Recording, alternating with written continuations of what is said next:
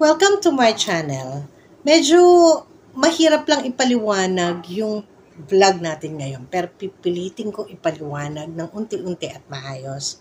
Okay, ito po ay may kinalaman sa pag-fill out ng license kung saan kang parte nakatira.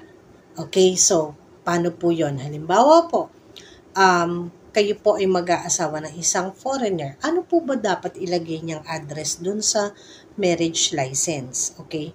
Kasi po, yung iba, since may foreigner na silang partner or di kaya po fiancé, bumibili sila ng property dito, like condos, etc. And then, yun po ba yung pwedeng ilagay na address? Okay, if you're planning for a petition, halimbawa po, US citizen siya, tapos gusto niya magpakasal kayo and then eventually dadalhin ka rin niya doon, mas okay po kung ilalagay po ninyo kung siya ay foreigner.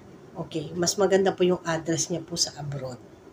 Okay, kasi eventually if petition ka rin naman niya at saka yung magiging mga anak ninyo, so much better na andun po yung address nung inyong fiancé. Okay, kung kayo naman po, yun po yun mga foreigner po yung mapapangasawa.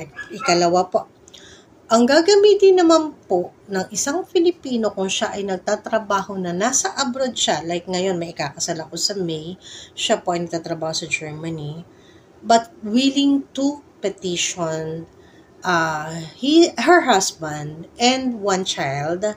So, ano daw po yung gagamitin niyang address? Pinag-usapan namin na kailangan ng ilalagay niyang address sa marriage license ay yung address niya kung saan siya nakatira sa abroad. Kasi willing naman po siyang i-petition ang family niya after the wedding. Okay. Eto naman po. Ano pong gagamitin if nasa abroad naman yung ikakasal, pero Filipino siya, working, ibig sabihin, wala naman po siyang planong i-petition ang kanya pong pamilya, if in case na magpakasal po sila. Ibig sabihin, ang talagang purpose niya lang to go abroad is for working. Okay, working siya doon. So, ano naman po yung kailangan niyang ilagay na address? Okay, may option po siya na ilagay ang address niya sa abroad, lalo na po kung super tagal na siya doon. At saka yung sa Pilipinas, pwede po, it's either of the two.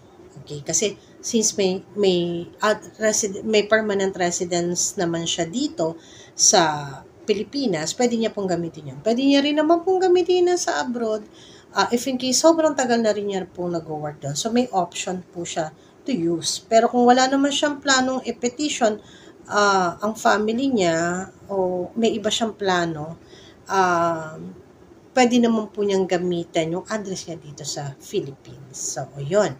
So, I hope pwede na nating i-okay itong ating vlog na ito.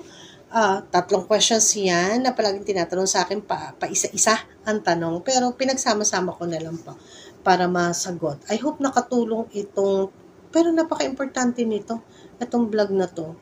Sana maintindihan yung paglalagay ng address. Okay, I hope makatulong ito sa mga nagtatanong or nagko-comment. Thank you so much! And sana tuloy-tuloy po yung pag-follow nyo po sa amin, pag-subscribe. Please do share and like and hit the bell button for our other vlog na ilalabas. Okay, thank you so much!